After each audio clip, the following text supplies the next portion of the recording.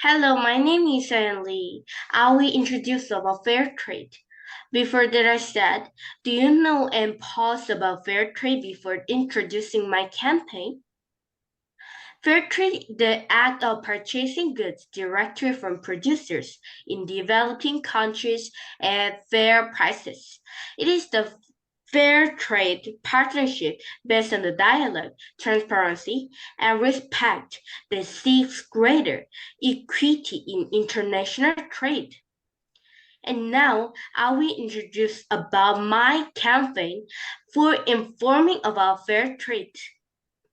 First, broadcasting my fair trade video for school students.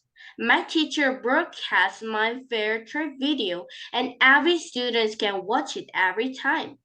This helps students gain a basic language of fair trade and many said it was useful to know. And second one, playing board game. They called Finding the Fair Trade Products. I did a campaign that school students can play the board game to learn about fair trade products.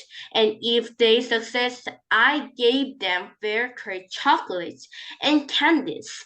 I want them to get some opportunities to learn about fair trade with board game that is very fun. Thank you for listening my presentation.